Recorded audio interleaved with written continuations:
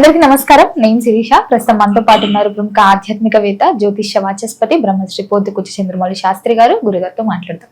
నమస్కారం గురుగారు. ఓం శ్రీమాత్రే నమః. గురుగారు, ఈ జూన్ మాసంలో కర్కాటక రాశి వారికి ఎలా ఉండబోతుంది అంటారు? ఎలాంటి జాగ్రత్తలు తీసుకోవచ్చు అంటారు? నవగ్రహాల ప్రభావం ఈ మాసంలో వీరికి ఎలా ఉంటుందంటారు? ఓం నమో భగవతే దక్షిణామూర్తయే మహ్యం మేధాం ప్రజ్ఞాం ప్రయచ్ఛ స్వాహ. శ్రీ మేధా దక్షిణామూర్తయే నమో నమః. మా కర్కాటక రాశి వారికి దక్షిణామూర్తి అనుగ్రహం పరిపూర్ణంగా కలుగుతోంది. అంటే కర్కాటక రాశిలోకి మరి ధర్మాన్ని ఆచరించేటటువంటి వాడు, ఆచారాలని పరిచయం చేసి ఆచారాలని వృద్ధి చేసేటటువంటి వాడు, అట్లాగే సత్ప్రవర్తనని, అఖండమైనటువంటి లోక జ్ఞానాన్ని, లౌకిక జ్ఞానాన్ని, విద్యా సంపదలని, ఆర్థిక సంపదలని, సంతాన భాగ్యాన్ని, ఏదైనా సరే యోగాలని వృద్ధి చేయాలన్నా ఈ యొక్క గురువు అనేటటువంటి గ్రహము ఈ యొక్క రాశిలోకి జూన్ 2వ తారీఖున అడుగు పెట్టడం మరి కర్కాటక రాశి వారికి యోగప్రదం.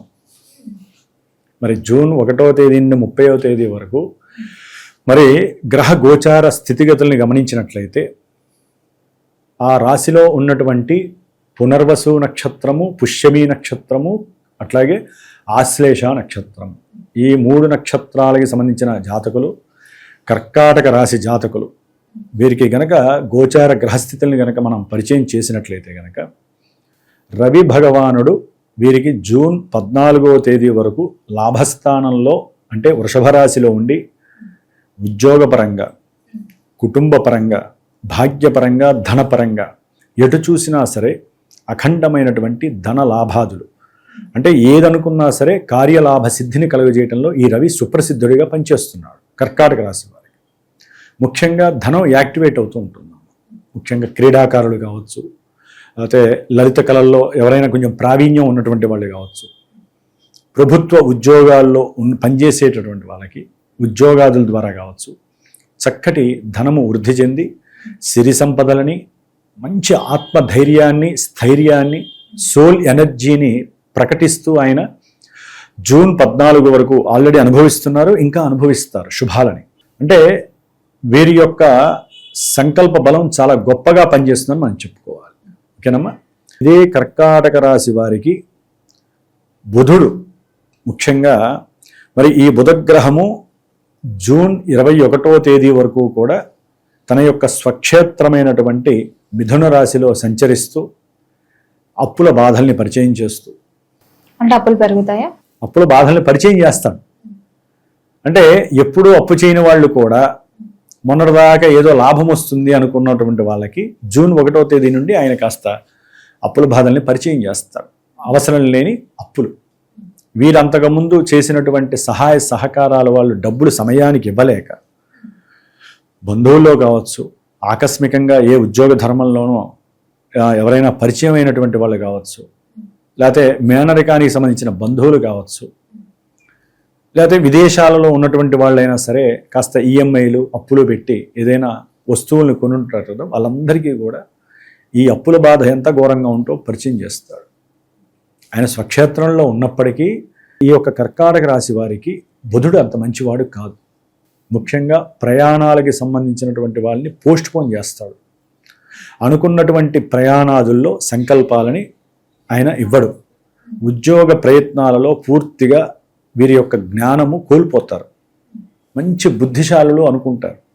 అట్లాగే వీళ్ళకి ఓవర్ కాన్ఫిడెంట్ లెవెల్ ఎక్కువ ఉంటాయి ఈ కర్కాటక రాశి వారికి. ముఖ్యంగా ఈ బుధుడు ఇక్కడ ఉండడం ద్వారా ఆ లెవెల్స్ మాకు ఉన్నాయని అనుకుంటారు.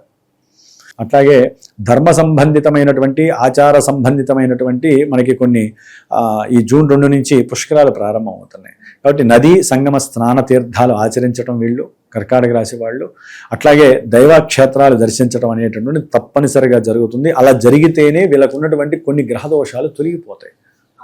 కాబట్టి చాలా వరకు కర్కాటక రాశి వారు ఈ విధంగా చేయటం చాలా విశేషప్రదం. బుధుడు కూడా ఇంకా వస్తాడనే, బుధ గురు శుక్రుడు కూడా కొన్ని రోజులు ఉంటారు.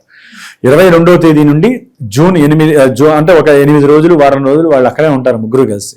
కాబట్టి ఒక రకంగా చెప్పాలంటే ఉన్నతమైనటువంటి ఉద్యోగరీత్యా కొంతమందికి విదేశీయాన యోగం కలిగే అవకాశం ఉంటుంది. కొంతమందికి బ్యాంకు రుణాల ద్వారా ఉన్నత గృహయోగం కలిగే అవకాశం ఉంటుంది. 3 గ్రహాలు అక్కడ ఉన్నాయంటే తిరుగులేదమ్మా కర్కాటక రాశి వారికి. చాలా బాగుంటుంది. ఓకే, సూత్రాల పరంగా అయితే కనుక బుధ గురుడు అంత యోగించరు.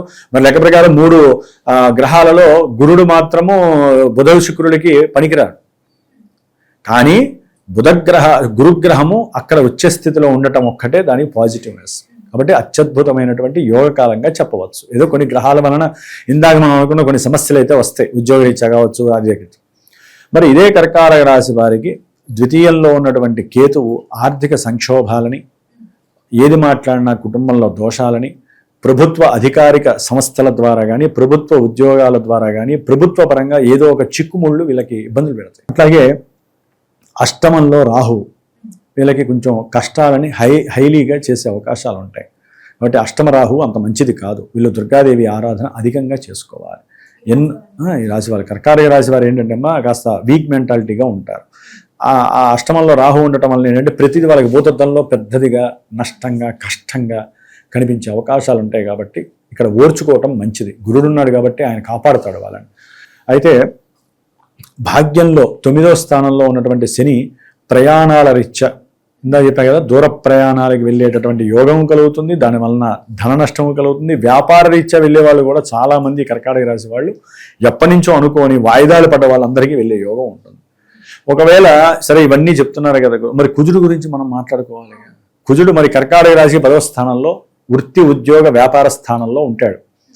ఎప్పటి వరకు? దాదాపుగా ఈ కుజుడు జూన్ 20 వరకు కూడా, అంటే 19 వరకు కూడా ఆయన స్వక్షేత్రంలో ఉండి ఎన్నో రకాల ఇబ్బందులు ఆల్రెడీ పెట్టున్నాడు. 20 వరకు కూడా వీటి పరంగా ఇబ్బందులు, గౌరవ మర్యాదలు, కీర్తి ప్రతిష్టల్లో కొంచెం భంగం కలిగించే ప్రయత్నాలు అయితే ఆయన ఎక్కువగా చేస్తూ ఉంటాడు. సంతాన రీత్యా కొంతమంది కోరుకున్న వాళ్ళకి కాస్త ప్రతికూల ఫలితాలు కలుగజేస్తూ ఉన్నాడు. ఈ జూన్ 20 తర్వాత ఈయన ఎప్పుడైతే వృషభ రాశిలోకి వస్తాడో లాభస్థానంలోకి, చక్కటి సంతాన భాగ్యము కలుగుతుంది. అట్లాగే మేము ఏదనుకున్నా సరే చేసేస్తాం, మాకు తెలివితేటలు ఎక్కువ, ఈ అహంభావము, ఆ ఉద్యోగంలో కంఫర్ట్నెస్ లేక ఇంటర్వ్యూలకు వెళ్తారు, చక్కగా చెబుతారు, ఎక్కడో చిన్న విషయంలో దాన్ని చెడగొట్టుకుంటారు. ఉద్యోగాలలో ఇబ్బందులు పడే అవకాశం ఉంటుంది. పోవచ్చు, లేకపోతే వాళ్ళ పెద్ద అధికారి మార్పులు చేయొచ్చు. ఎందుకని? ఈయన వచ్చే సమయానికి జూన్ 15 తర్వాత రవి భగవానుడు కూడా 12వ రాశిలోకి, మిథున రాశిలోకి వస్తున్నాడు. ఇద్దరు మిత్రులే. రవి రావడంతోనే 15 నుంచే ప్రారంభమవుతుంది సిస్టమ్ ఆపరేటింగ్. ఆర్థిక ధన నష్టాలు, తండ్రికి సంబంధించినటువంటి ఆస్తుల విషయాలలో ఫోర్జరీ సంతకాలు జరిగినాయని చెప్పి లాయర్లు చెప్పడం ద్వారా కొంతమందికి దాని నిమిత్తం డబ్బులు ఖర్చు పెట్టి వాటిని మళ్ళీ లైన్లో పెట్టడానికి చాలా కష్టం, చాలా ధనాన్ని నష్టపోవడం జరుగుతుంది. అంటే తండ్రికి లింక్ అయి ఉన్నటువంటి ధన నష్టం కలుగుతుంది. అది హాస్పిటల్ వల్ల కావచ్చు, లేకపోతే తండ్రి వీరికి చేసినటువంటి ధన సహాయం, కుటుంబ పరంగా వీరేదో ఇబ్బంది పడుతూ ఉంటారు కొంతమంది, తండ్రి సహాయం చేస్తాడు.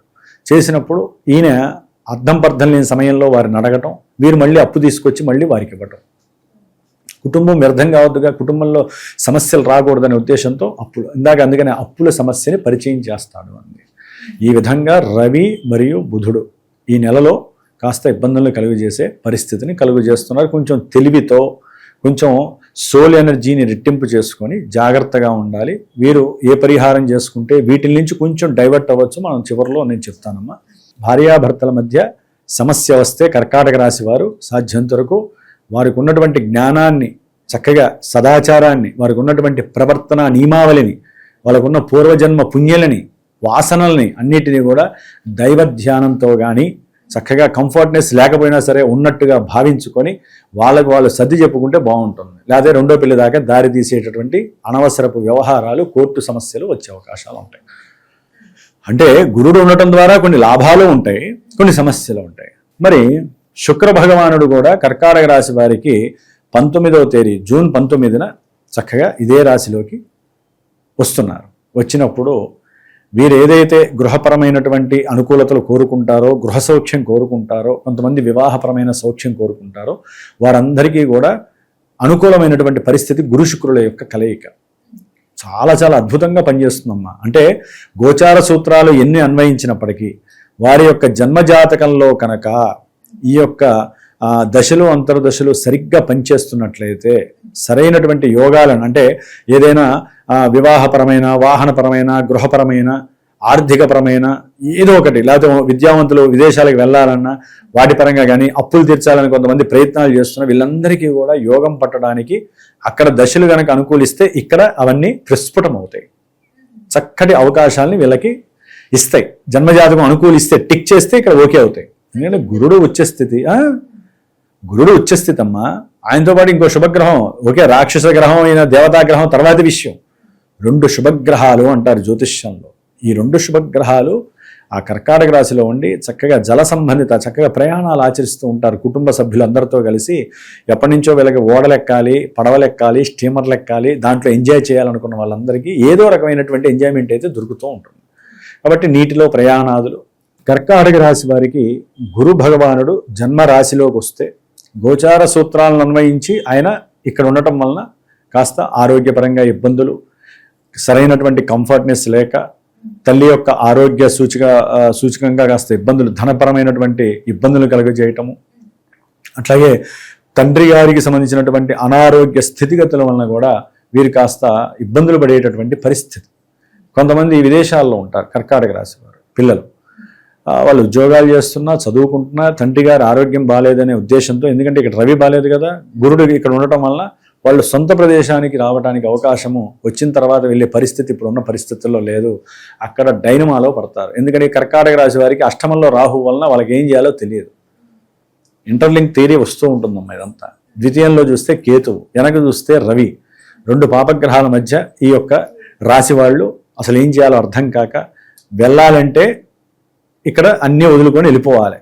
ఎందుకంటే మళ్ళీ వాళ్ళకి సరైన సమయానికి సరైనటువంటి వీసా పాస్పోర్ట్లు వస్తాయో రాదో తెలియదు కదా. దాని వలన ఈ గురుడు ఇక్కడ ఉన్నప్పటికీ జన్మ రాశిలో ఉచ్చస్థితిలో ఉండటం వలన కొంతమందికి ఏంటంటే అమ్మా ఇది పాజిటివ్గా కూడా వస్తుంది. అప్పులు తీర్చేసుకుంటారు.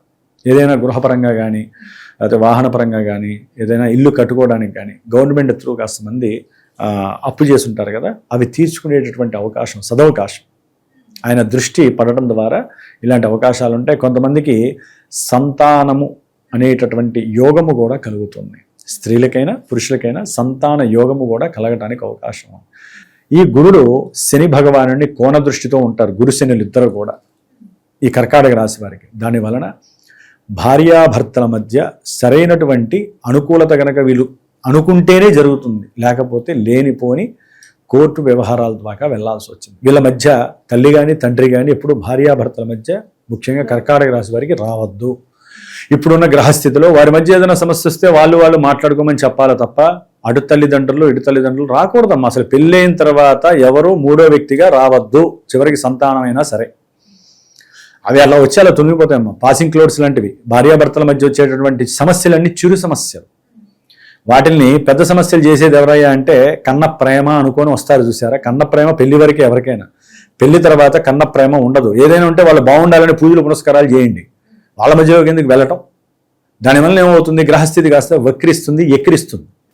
అట్లాగే ఆకస్మికంగా ఉద్యోగ లాభం కలుగుతుంది. ఇప్పటి వరకు ఉద్యోగాల్లో ఉన్నటువంటి వాళ్ళు, ఉద్యోగాలు లేకుండా బాధపడే వాళ్ళు, కీర్తి ప్రతిష్టల భంగం కలిగిన వాళ్ళు, ధనపరమైన నష్టాలు కలిగిన వాళ్ళు, వాహనపరంగా ఇబ్బందులు కలిగినటువంటి వాళ్ళు, వీళ్ళందరికీ కూడా కుజుడు లాభాన్ని కలుగజేసేటటువంటి స్థానంలోకి వస్తున్నాడు జూన్ 20 తర్వాత.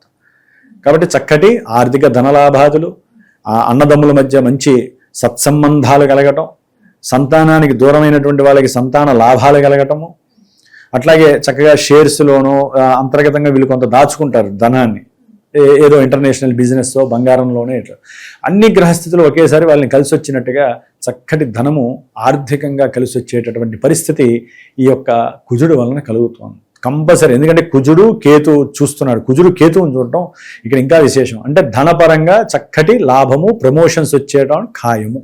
ఈ విధంగా కర్కాటక రాశి వారికి గ్రహస్థితి ఈ విధంగా ఉంది. కొంతమంది అమ్మా ఈ యొక్క గ్రహస్థితి ఇట్లా ఉందని అదే పట్టుకొని వేలాడి వెళ్తూ ఉంటారు. తర్వాత గురువుగారు మాకు ఏం జరగలేదండి, మీరు చెప్పింది ఒక్కడు కూడా జరగలేదు. ఎందుకు అంటే ఏదో ఒకటి జరుగుతుంది, దాని దాకా వచ్చి టచ్ అయ్యి వెళ్ళిపోయినవి చాలా ఉంటాయి. వివాహపరంగా కావచ్చు, లేకపోతే దేని పరంగానైనా సరే సమస్యలు వచ్చి వెళ్తూ ఉంటాయి. వాళ్ళకి తెలియదు, ఎందుకంటే వాళ్ళు ఎప్పుడు కూడా ఆ కష్టాల్లో ఉన్నట్టే భావిస్తారు. వాళ్ళు ఏంటంటే అమ్మ, జన్మజాతకం అనేటటువంటిది చాలా విశేషప్రదం. దాంట్లో ఉన్నటువంటి లగ్నము, దశలు, అంతర్దశలు ఇవి ముందు వాళ్ళు తెలుసుకోవాలి. అసలు దశలు యోగించకపోతే, గోచారంలో ఏ గ్రహం ఇక్కడ అనుకూలించకపోతే అక్కడ ఏం చేస్తుంది, బేసిక్ లేకపోతే చివరిలో ఫైనల్గా ఏం జరుగుతుంది ఏం తెలియదు కదమ్మా. అన్ని గ్రహాలు యాక్టివేట్ అవుతూ ఉంటాయి. కానీ మనం పట్టుకోవాల్సింది ఏది, మనకి ఇప్పుడు ఒకరికి ఎవరికైనా సరే సంతాన యోగం ఉందా లేదా, అసలు ఎప్పుడు కలుగుతుంది, వచ్చినవి ఎందుకు సార్ మాకు గర్భవిచ్ఛిన్న దోషాలు కలుగుతున్నాయని స్త్రీలు అడుగుతారు. కొంతమంది అసలు మాకు వంశాభివృద్ధి ఉంటుందా లేదా, మా పిల్లలిద్దరికీ సంతానం కలుగుతుందా లేదా, పెళ్ళి 7 ఏళ్ళు అయింది, 4 ఏళ్ళు అయింది, కొంతమంది అయితే 4 నెలలకి అడుగుతున్నారు, 4 నెలలకి సంతానం, కొంతమందికి ఏం కలుగుతుంది వాళ్ళు అనుకుంటారు. కొంతమందికి 4 నెలలకి సరిగ్గా యాక్టివేట్ కావు గ్రహాలు.